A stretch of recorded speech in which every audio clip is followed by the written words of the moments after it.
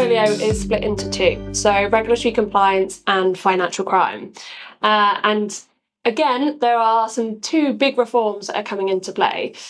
We've got the privacy reform and the AML reform. Now, I have spoken about these proposed privacy reforms before, but now we actually have guidance and what the reforms will look like. Initially, they are a little modest, and I'm sure that most will agree with me with that. But nevertheless, I have seen a 30% increase in privacy opportunities over the last 6 months. And that's come from financial services, the energy sector, FMCG. Most of these roles have been at advisor level, but there are certainly some senior management roles that are coming in, which are very exciting. Now to talk about the AML reforms, which are everyone's favourite.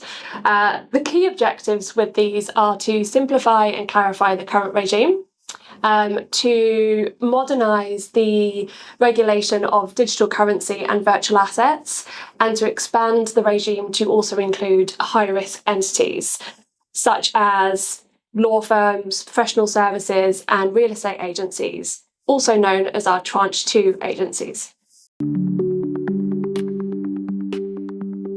My recruitment prediction is that without a doubt, we will see an increase in demand for financial crime skill sets. I appreciate that the reporting entities that AUSTRAC are going to be looking after are going from 17,000 to 90,000. And yes, 95% of these are sole practitioners, but you still have a huge number of new entities that AUSTRAC will be regulating. Now, let me break this down further. So we've got the global law firms who, in theory, should already have a global AML policy that they're adhering to.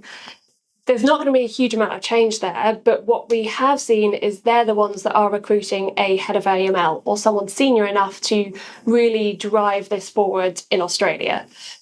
We've then got the national law firms who are those that have law practices up and down the country, thousands of staff working under them, but they may never have had to adhere to AML policies beforehand. This is where I think the majority of work is going to come from. In practice, I'm hoping that they'll need to hire 2 or 3 AML professionals to ensure that they are able to build the right program, monitor that, and deliver what AUSTRAC needs them to deliver. The smaller law firms and sole practitioners, I imagine, will rely heavily on consultancies or organisations where they can ensure that they get part-time work, perhaps even use some consultancy contractors. Now on to real estate agencies. And very frustratingly, I still don't know.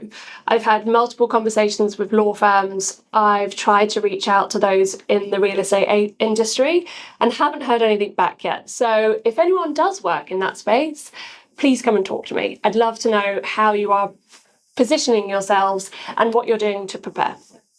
Not only that, but if we do look at the AML reform broadly, it's still going to impact the banks and others in the financial services. Having conversations with those that do head up large teams, where we're going to see the demand is definitely across AML policy, risk assessments, CDD, and still those across rule optimization, which is proving to be a very difficult skill set to come by. And then you can't forget that AUSTRAC now has an enormous amount of new entities to be looking after. And so recruitment for the regulator, I've already seen, has increased. For now, salaries have stayed relatively consistent, but that could change with demand. And trust me, the demand is coming. I'm expecting to see a rapid increase in roles in January. And with that, an increase in salaries.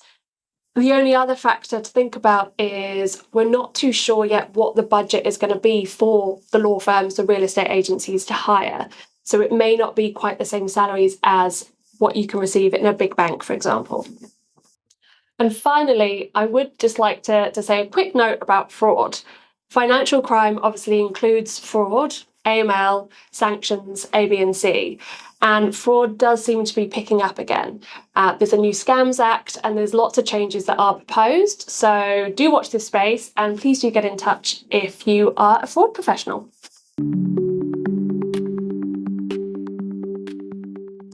My advice to clients is to, yes, of course, partner with your internal talent teams.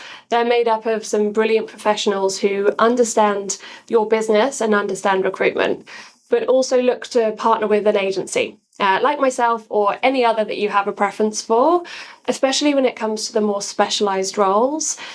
The demand is going to shift and you are going to need some guidance and support, even if that's just on salaries. I appreciate it's a very cost-conscious environment, but if we're working concurrently with your talent team, surely it's better to do that and find the best professional and best individual to join your team.